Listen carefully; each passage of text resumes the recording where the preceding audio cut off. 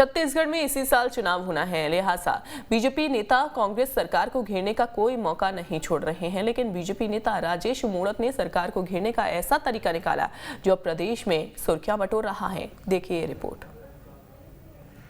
साहब मेरी एफआईआर दर्ज कर लो साहब मेरी एफआईआर दर्ज कर लो साहब, बहुत मारा है लोगों ने। बीच सड़क पर बैठकर रोते, हाथ जोड़कर प्रशासन से इंसाफ की गुहार लगाते और मुकदमा दर्ज कर लेने के लिए गिड़गिड़ाते ये शख्स कोई आम आदमी नहीं बल्कि छत्तीसगढ़ में 15 सालों तक राज करने वाली बीजेपी सरकार में सबसे ताकतवर मंत्री रहे राजेश मूणत हैं। लेकिन आज इनका ये हाल देखकर हर कोई हैरान है कि जिस व्यक्ति के एक इशारे पर पुलिस वालों की लाइन लग जाती थी, जिन मंत्री जी की धमक रमन सरकार में साफ दिखती थी, आखिर ऐसा क्या हो गया कि इन्हें इस तरह से सड़क पर बैठकर हाथ जोड़कर पुलिस से इंसाफ की गुहार लगानी पड़ी। पहले इनका ये वीडियो देखिए, फिर आपको इस वीडियो की पूरी सच्चाई बताएंगे।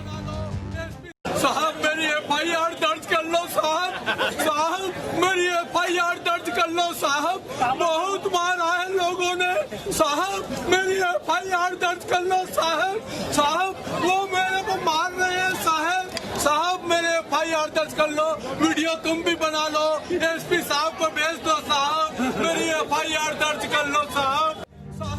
तो देखा आपने कैसे इतने ताकतवर मंत्री रहे राजेश मूणत पुलिस से इंसाफ की गुहार लगा रहे हैं। इनका ये वीडियो इन दिनों सोशल मीडिया पर जमकर वायरल हो रहा है और लोग पूछ रहे हैं आखिरकार मंत्री जी को हो क्या गया है। तो चलिए इस वीडियो की सच्चाई हम आपको बताते हैं। दरअसल प्रदेश में इसी साल के अंत में विधानसभा चुनाव है, लिहाजा बीजेपी सरकार को घेरने के नए नए तरीके अपना रही है। अब बीजेपी के तमाम नेता कांग्रेस सरकार को अपने अपने तरीके से घेर रहे हैं, लिहाजा मंत्री जी कैसे पीछे रहते।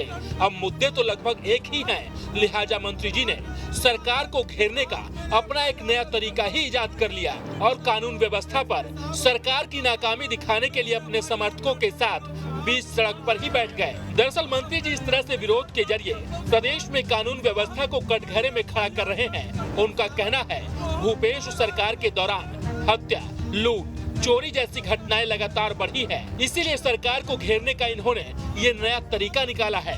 एक बार फिर सुनिए कैसे इमोशनल होकर सरकार के साथ साथ पुलिस को भी कटघरे में खड़ा कर रहे हैं।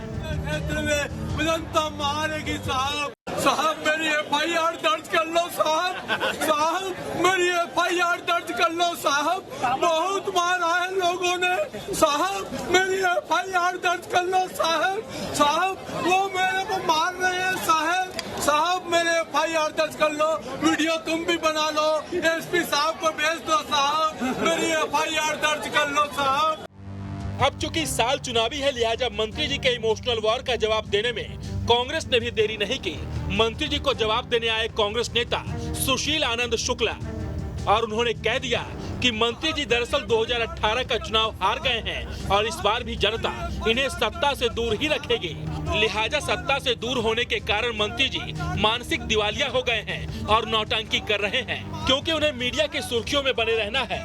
दर्ज कर लो, वीडियो तुम भी बना लो। समाचार माध्यमों में सुर्खियां बटोरने के लिए भारतीय जनता पार्टी के नेतागण आजकल तमाम तरीके की नौटंकीबाजी करते हैं और राजेश मूणत का तो नौटंकी का पुराना इतिहास रहा है और मुझे तो ऐसा लगता है कि वो सत्ता हाथ से आने के बाद, चुनाव हारने के बाद वो फ्रस्ट्रेट हो चुके हैं।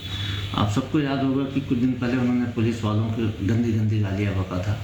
भारतीय जनता पार्टी के कार्यालय में भाषण देते हुए उन्होंने कांग्रेस के लोगों के लिए धनिया वो देंगे जैसे अभद्र शब्दों का उपयोग किया था। थाने में बैठ के वो नौटंकी कर रहे हैं, तो इस प्रकार की आदत हो चुकी है और ये उनके मानसिक दिवालियेपन का द्योतक है।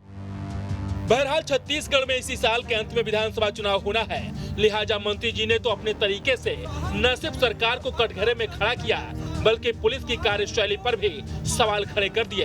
खैर अभी चुनाव में कुछ महीने बाकी हैं, लिहाजा छत्तीसगढ़ का सियासी रण अभी कितने रंग दिखाती है ये तो वक्त ही बताएगा। लेकिन राजेश मूणत ने जिस तरह से सरकार को घेरा है उससे इतना तो तय है कि आगामी चुनाव बेहद दिलचस्प रहने वाला है। रायपुर से अंकुश शर्मा के साथ टीम न्यूज़ 8।